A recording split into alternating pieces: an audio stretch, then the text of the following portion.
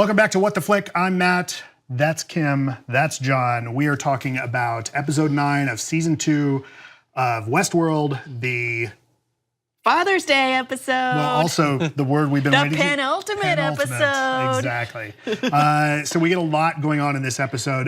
Previous episode, episode 8, was one of the best ones we've seen, I think, ever in the entire show. This one's not bad. We get a lot of backstory for William, AKA Man in Black. We get a lot of mystery. We get some things solved. We get, I thought, a very touching backstory around Teddy's relationship with Dolores when he says that he loved her from the moment he first saw her, and then you get that flashback when he gets turned on. He thought she was cold. He thought she was cold. That was so because sweet. Because she was nude. That was. Yeah. I thought that was very touching. He was programmed to say that. Well, it doesn't mean it's not worthwhile. Yes. We've discussed, feelings being programmed versus random circumstances humans find themselves in sometimes. Right. I really liked. I mean, we've never seen, or maybe we've barely seen, Ford and William in the same room acting against each other. Very little. It's very good. Yeah, those are such great actors, and it's a treat to see the two of them together. And you do definitely get that there's, Ed Harris is so good, and Anthony Hopkins is so good that without any necessary extra dialogue, you get that, oh, these guys had been arguing about the direction of the company and the park for probably decades. Yeah. And they hardly need to say it because it's all just right there in their faces. And I think similarly, the scene between Anthony Hopkins and Maeve later on was very emotional. That he's delivering this massive monologue and she has to sort of communicate everything with an occasional tear, maybe a little movement of a neck flap, and that's pretty much it. That's all she has to go on acting-wise. I thought that was a great, there were so many great parallels against each other, where it had William and his daughter Emily, and then it had Ford and Maeve, and that's, that seems more like a fatherly daughter relationship almost. Although it felt like it also somewhat comes out of nowhere. Maybe it hadn't been particularly well set up. The way we I like the scene, but I don't know. I've seen some speculation that that entire thing is less an honest depiction of his feelings for Maeve, which again aren't really grounded in previous episodes, and more a continuing deception. That he's attempting to manipulate her or Bernard or who knows. You just can't trust him. You think he's always after you, and the rest of us are hosts, and it's all for you. Yes.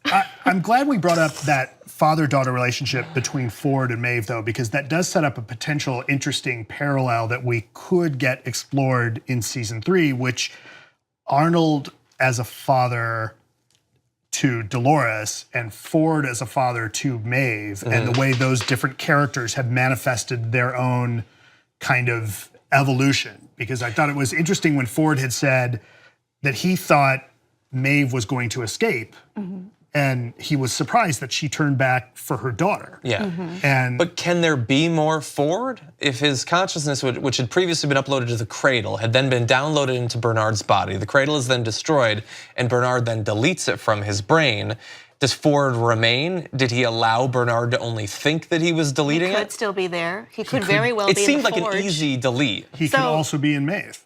He could be. Maybe. I mean, we saw him in Maeve, right? So he could still be I read that as Bernard physically being there. Was I wrong to read it that way? I think Bernard was physically outside of the room, I think. Okay. And that was close enough for the mesh and network. the handshake protocol gave that piece of the programming to Maeve. Okay. Right. If that's not the case, then it seems odd to have even had him go into Bernard's head in the first place for that brief of a time. It seems like there would have to be something more about that. I want to see what happens next week when we get to the forge, because it's still a little bit nebulous what it is. I mean, we know it's like people, right? So, real humans. So some of the mysteries that have been somewhat revealed are that Delos has been downloading people with the idea of replacing them and using them. We've seen that there's been instances of, or at least attempts with Old Man Delos of people being out in the park at least as hosts, or call them androids or replicants or whatever, not knowing that that's what they are, because that's what we see in Bernard. We get hints. I mean, we've hardly talked at all about William's story in this, right? And that's the big reveal. Sure. Or not reveal. That's the big story here. We get a lot of detail as to how and why his wife took her own life and how that's affected his relationship with his daughter. And we get that he's so deep into this mystery that he thinks Ford has put in front of him that he thinks his own daughter is a host. I mean, at this point, I like where we are, where it's not really clear if Ford actually did all this stuff. It certainly paints him to be sort of this, paranoid, obsessed. I think on his card it said he was a little bit delusional and obsessive, so that works with him as well. So, I mean, are we supposed to doubt his thoughts right now? Because I think it's still very likely they're real, or his hypothesis is real. We're certainly supposed to want to speculate, and I don't even know that necessarily at the end of this next episode we'll know, but I think they try to manipulate us in several ways. They have the scanning of the neck, which didn't need to be there, they chose to put it in. They show the results of his scan, they don't show the results of his daughter's scan.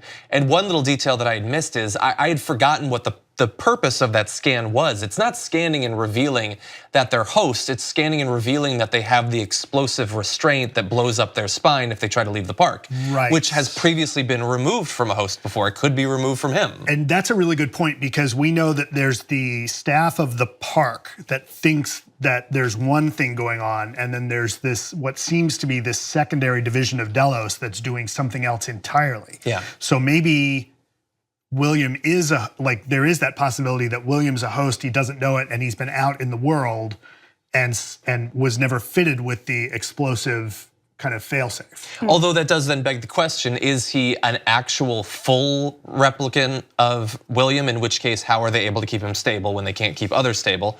Or is he a cheaper version, in which case how has he lived this full life this whole time? I don't know. My instincts tell me he is a real person. I think that he probably will be too.